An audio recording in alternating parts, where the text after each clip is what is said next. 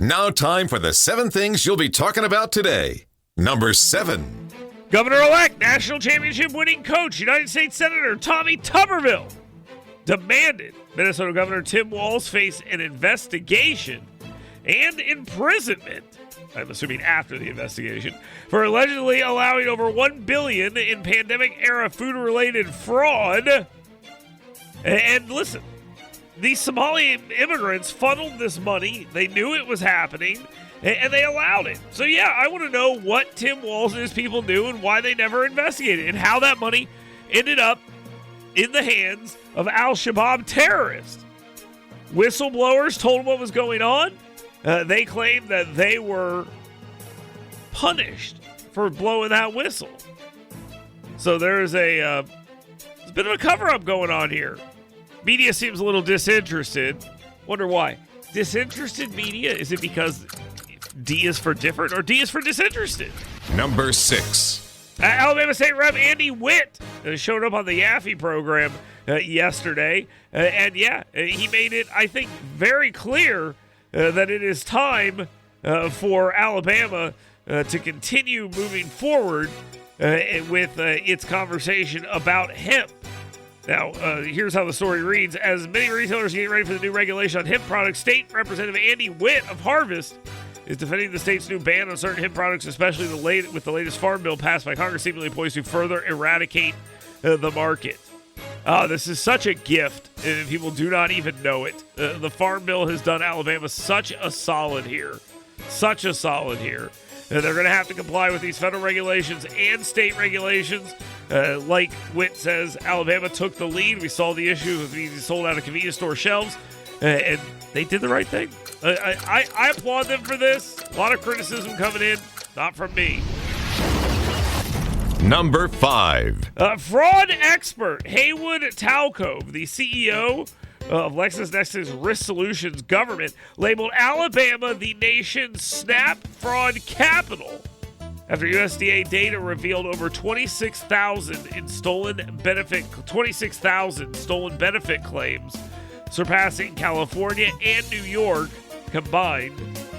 They're blaming insecure EBT cards without chips, pins like 1, 2, 3, 4, and unchanged pins that were given to them by the entity dispersing the food stamps, and they didn't change them. So this is a bit of an issue here inside the state of Alabama.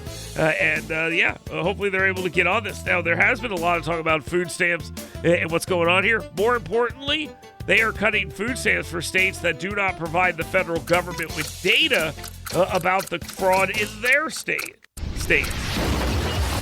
Number 4. U.S. Defense Secretary Pete Hegseth vehemently denied a Washington Post report alleging he ordered to, quote, kill everybody, end quote, after a U.S. Navy strike on a Venezuelan drug boat, branding the anonymous story fake news. And that is exactly what it is. The New York Times has backed up that.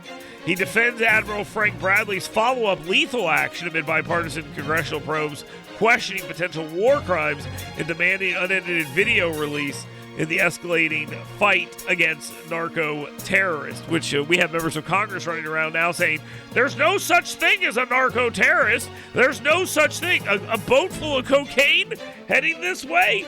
Oh, no. No. That is not a threat to Americans. Okay, that's the argument. That's the argument they're making.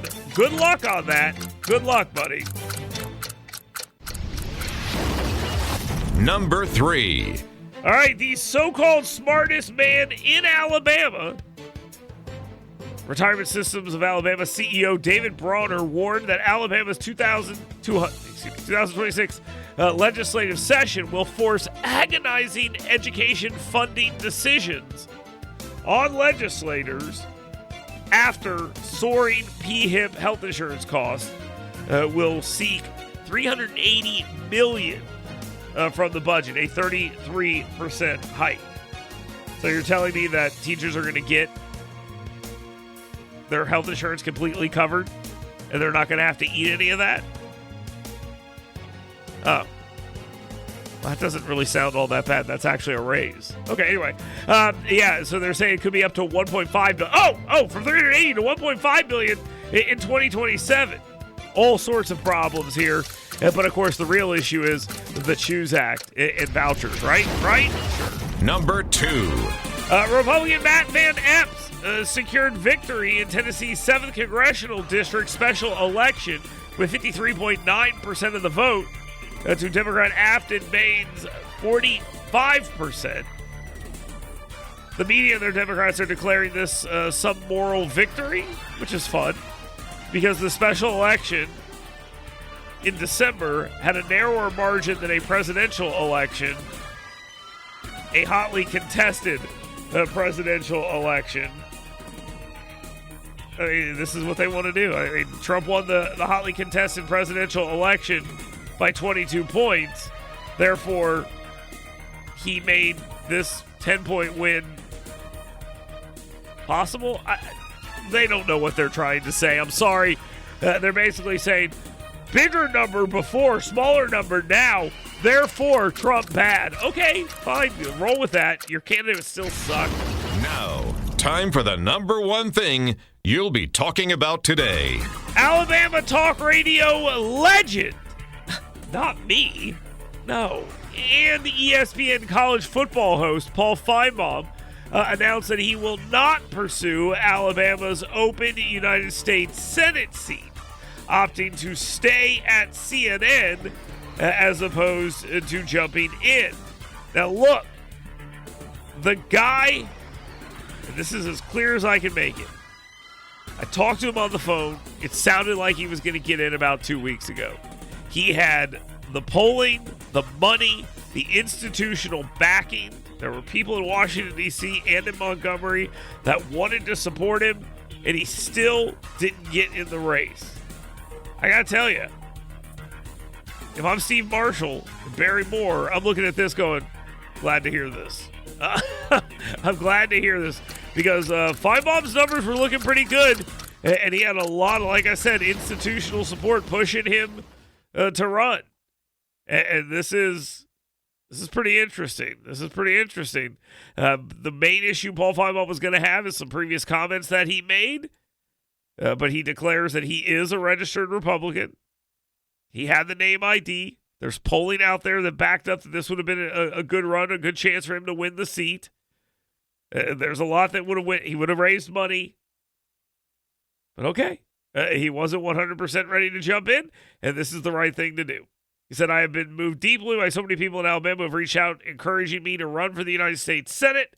It has been gratifying and a rewarding experience, but I'm also appreciative by bosses at ESPN for allowing me to explore this opportunity.